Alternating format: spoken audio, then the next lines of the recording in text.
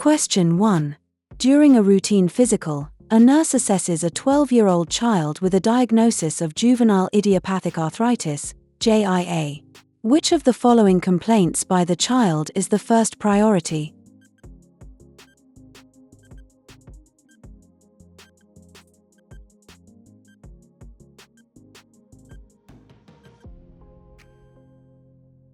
C. My hands and knees really hurt all the time. Juvenile idiopathic arthritis, JIA, is the most common type of arthritis in children under age 16. It typically causes joint pain and inflammation in the hands, knees, ankles, elbows, or wrists, as well as in other body parts. It is an autoimmune disease. While all the statements should be addressed, the child's pain must be managed first. Question 2. During his shift in the emergency department, the nurse assesses a 7-year-old boy with fever, vomiting, and seizures. The boy's mother tells the nurse that they have no health insurance.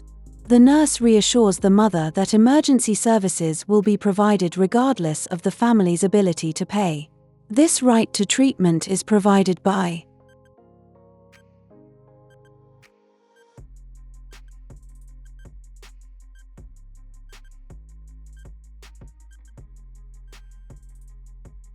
A. The Emergency Medical Treatment Act.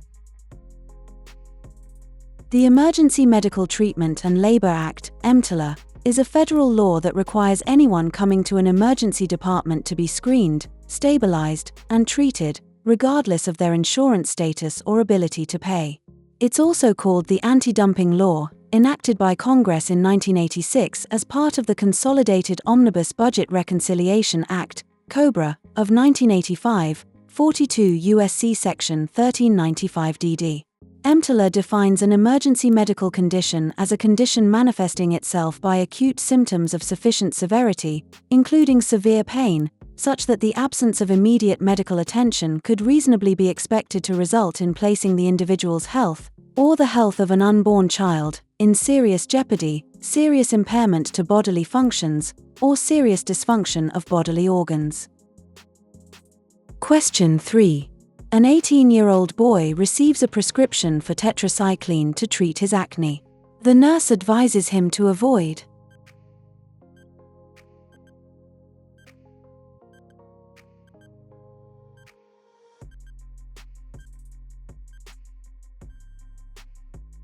A. Sun exposure. Tetracycline can cause photosensitivity, which can damage the skin. This antibiotic should be taken with water, 1 hour before or 2 hours after meals. Milk and other dairy products can reduce absorption. Children under 8 years of age should not take tetracycline. Question 4.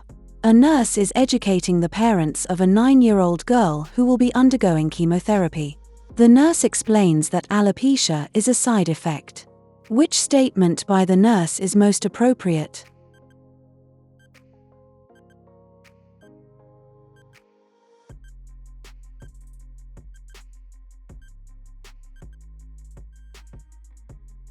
A. She should choose a wig that's similar to her own hair now. It's important for the child to continue looking as much as possible as she always has. A wig will provide her with both a positive appearance and a way to adjust to her hair loss. During chemotherapy, hair often falls out in clumps, creating a patchy baldness that is noticeable.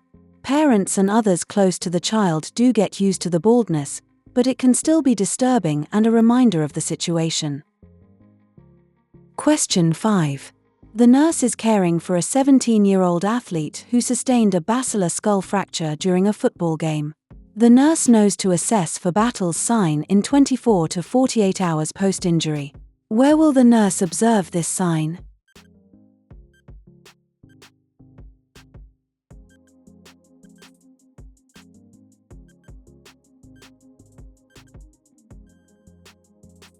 A. Ecchymosis behind the ear. Battle's sign is bruising over the mastoid process. It is primarily caused by a type of serious head injury called a basilar skull fracture or basal fracture, which occurs at the base of the skull. And NBSB, according to Johns Hopkins Medicine, it's the most serious and most common type of skull fracture. The danger is from associated injuries to the brain, spinal cord, and blood vessels that run through the skull to feed the brain. Question 6. A neighbor brings her 10-year-old son to your house because he has a nosebleed. After you sit him down, what is the most appropriate way to care for him?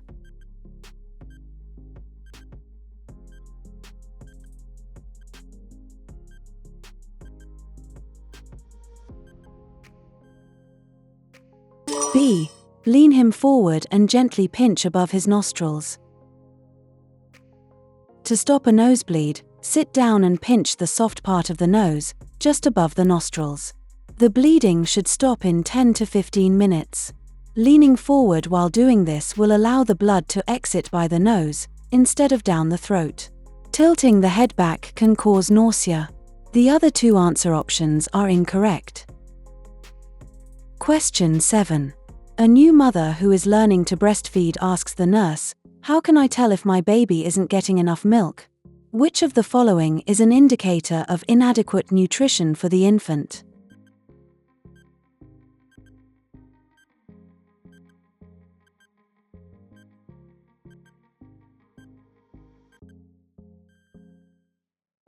B. The baby has fewer than 6 wet diapers a day. An infant who is not getting enough breast milk can become dehydrated, evidenced by the infrequent wet diapers. The other options are all normal for a newborn. Question 8. Before postpartum discharge of a Latina mother and her healthy newborn, the mother tells the nurse that she will soon begin to feed the infant cured foods. The nurse recognizes that the most likely reason for this is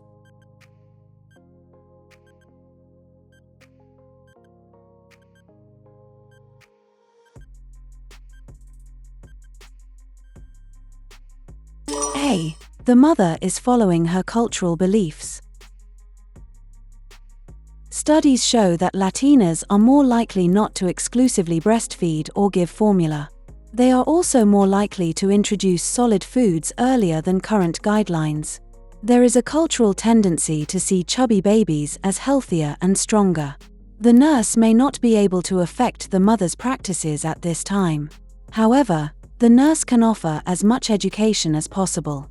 The nurse can also explain some risks of offering solid food early, including choking and childhood obesity. Question 9. Parents of a 9-year-old girl with a new diagnosis of type 1 diabetes, T1D, ask the nurse what caused their daughter's disease. The nurse knows the pathology is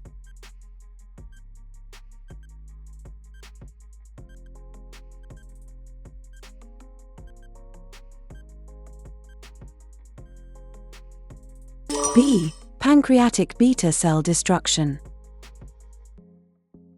Insulin is produced by the beta cells in the pancreas. If the beta cells are destroyed, no insulin will be available. It must be provided by a source outside the body. The other choices are incorrect. Question 10. Before their discharge to home, the nurse is educating parents of a neonate with bilateral clubfeet. The nurse tells the parents that the infant will be treated with the Ponseti method.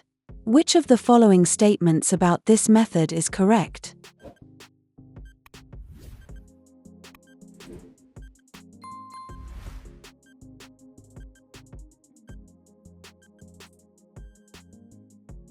B.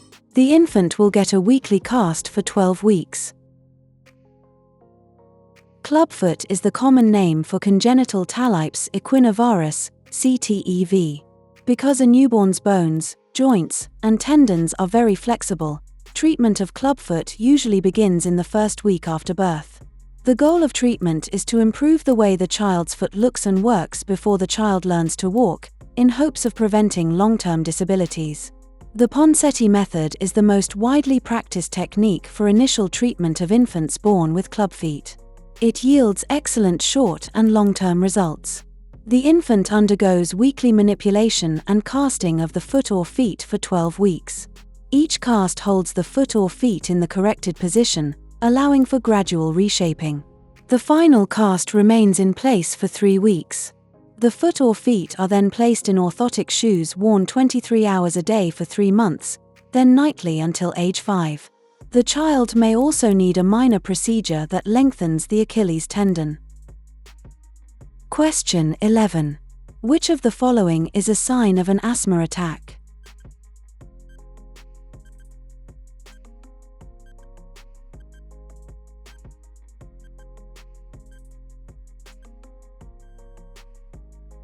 A. Expiratory wheezing. An asthma attack is a sudden worsening of asthma symptoms, caused by the tightening of muscles around the airways, resulting in bronchospasm. During the asthma attack, the lining of the airways also becomes swollen or inflamed, and thicker mucus, more than normal, is produced. Wheezing occurs during expiration because of impaired air movement from constricted edematous bronchial lamina. Respirations may be difficult, but the rate is typically normal or rapid. Question 12. Parents bring their 4-year-old son to the emergency department. They report that he seemed to be improving from an infection but has suddenly become much worse. The provider suspects sepsis. Which of the following is one of the first signs of pediatric sepsis?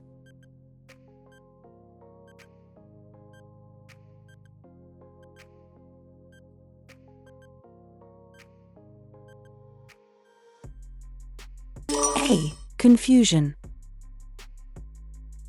Sepsis is a potentially life-threatening condition for children.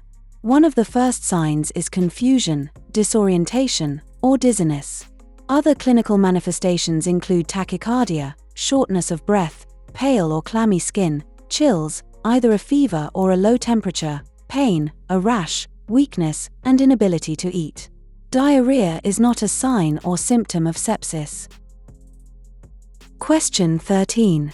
After a cesarean section delivery of a healthy boy, the nurse knows that he will be observed carefully because he may be at risk for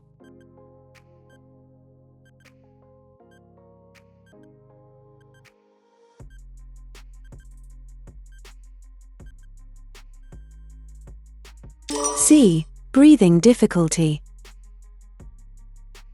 Wither and NBSB, cesarean section, C-section, delivery and NBSB, babies and NBSB, don't and NBSB, get and NBSB, the thoracic squeeze from coming through the birth canal, so they will and NBSB, have and NBSB, extra fluid in their lungs to contend with. This may mean that they experience and NBSB, difficulty breathing or coughing up extra fluids during the first few days. Cold stress occurs when the infant is not dried and kept warm. All neonates are dried and placed under a warmer. The other options pose no greater risk for C-section babies than for those born vaginally. Question 14. A pediatric patient has been admitted to the unit with a diagnosis of right lower lobe, RLL, pneumonia. When auscultating the RLL, which sound should the nurse expect to hear?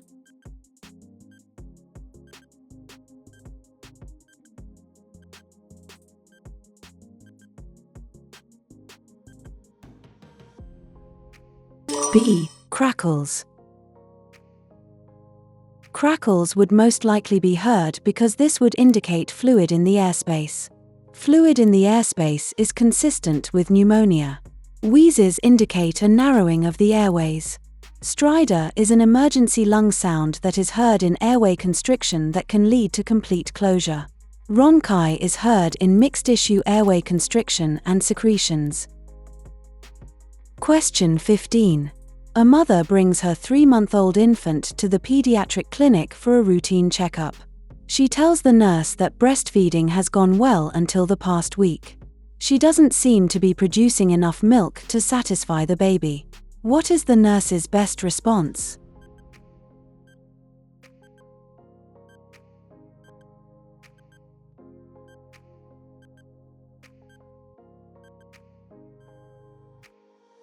A. Nurse more frequently during these growth spurts. Infants commonly have a growth spurt at about 3 months, so more frequent feedings will stimulate milk production. Solid foods are generally not introduced until 4 to 6 months of age. Supplemental formula and restricting feeding times will not increase the mother's milk supply. Question 16. The parent of a child with a short leg fiberglass cast phones the clinic because the child complains of constant itching inside the cast. Which intervention is appropriate for the nurse to suggest?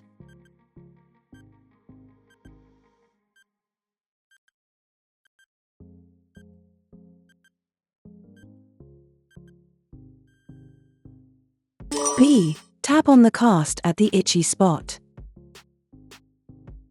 The most common complaint about wearing a cast is the itching sensation. Clients should never use an object, pencil, ruler, chopstick, etc., to reach into the cast. This could break the skin and cause an infection. Powders and lotions are not recommended either. Appropriate interventions include locating the itch and tapping on it from outside the cast, blowing cool air from a blow dryer into the cast, and wrapping a watertight ice pack or a sealed bag of frozen vegetables on the outside of the cast to cool the itchy area. Question 17. A new preschool teacher tells the nurse at the daycare center that the 2-year-olds argue over toys and refuse to share. The nurse should explain to the new teacher that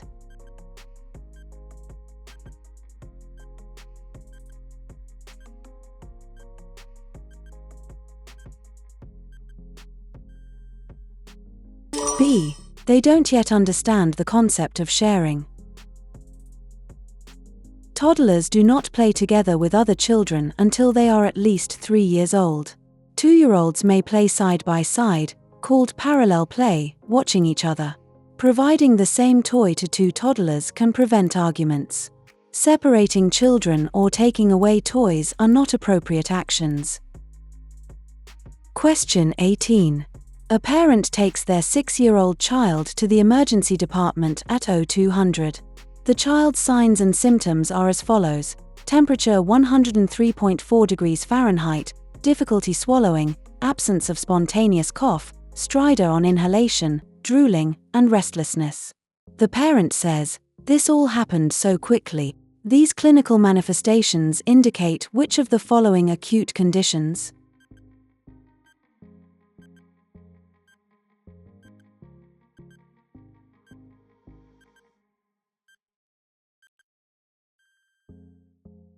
C. Epiglottitis.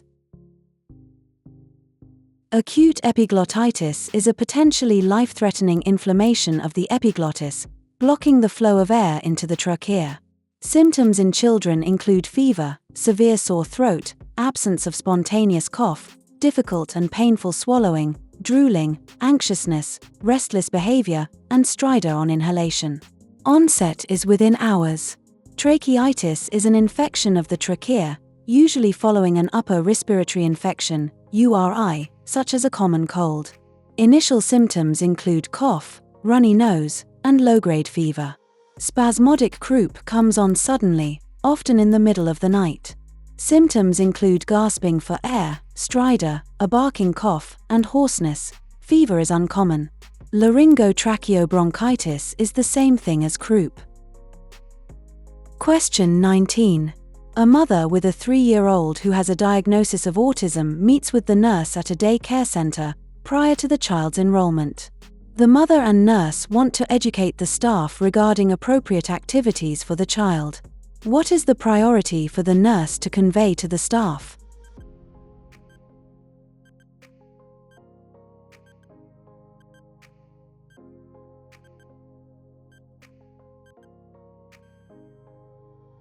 A. Activities should be focused on safety. Children on the autism spectrum are often unable to identify dangerous situations. They may also have sensory perceptual deficits. The staff must be alert for activities that could injure the child or that provoke frustration or abrupt change in routine. Verbal communication and social interaction may also be goals, but the priority is the child's safety. Remaining indoors is not a priority. Question 20. A 15-year-old male asks the school nurse for information on safe condom use. Which of the following statements should the nurse emphasize?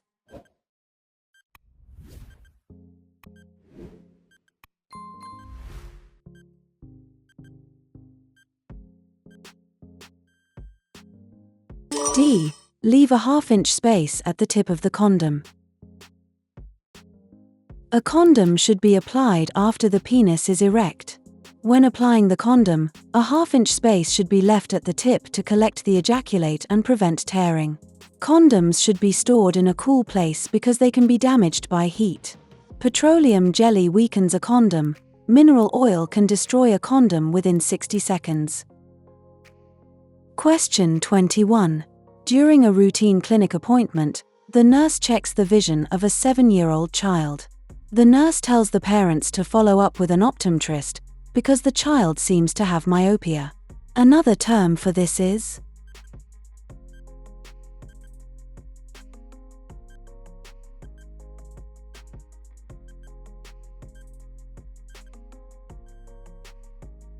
D. Nearsighted.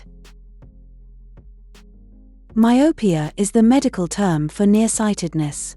Farsightedness is the common term for hyperopia. Strabismus and NBSB, ortropia are the and NBSB, medical terms and NBSB, for and NBSB, an eye and NBSB, condition commonly called wandering eye or cross eyes. Amblyopia is the term for lazy eye. Question 22. The parent of a 2-year-old calls the pediatric clinic after discovering the child has ingested some lye-based cleaner. Which of the following is the nurse's correct recommendation?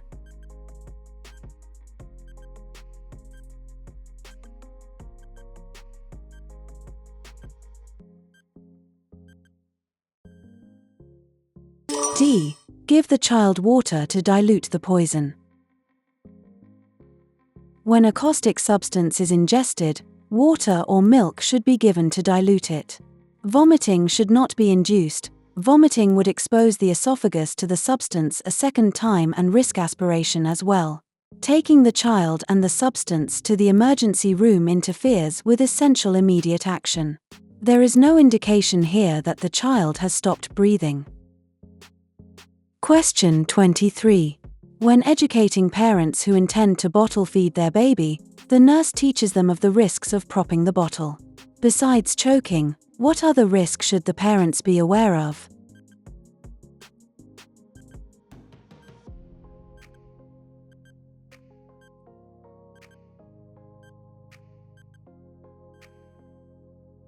D. Otitis media. Otitis media is a risk because the eustachian tube is short and straight in infants. If the formula collects at the back of the baby's throat, it can produce bacteria that can enter the middle ear via the nasopharynx, resulting in an infection. Tonsillitis is the result of pharyngitis. Sialadenitis is infection of the salivary glands, usually caused by Staphylococcus aureus or mumps. Conjunctivitis is an eye infection and is not associated with propping the bottle. Question 24. A pediatric nurse is caring for a 9-year-old girl with a diagnosis of medulloblastoma. Which of the following should the nurse report to the child's provider?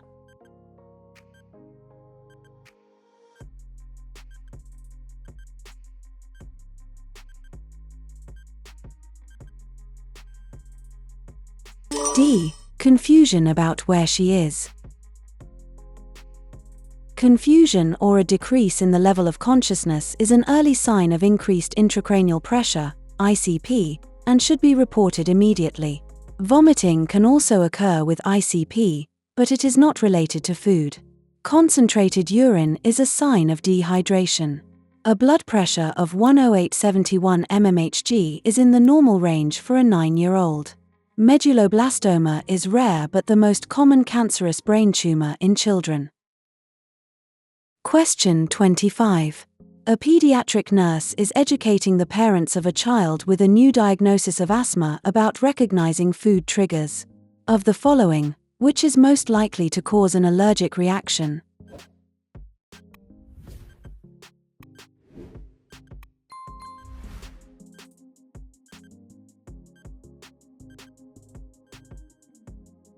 D. French fries.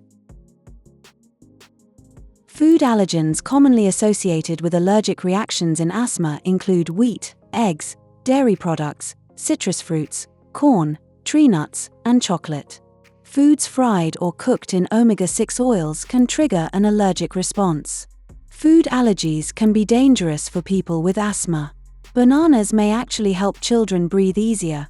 Research shows a banana a day reduces asthmatic symptoms by 34%. Apple juice contains vitamin C and flavonoids, which support lung health and reduce allergy symptoms. Fatty fish, such as salmon, can reduce inflammation.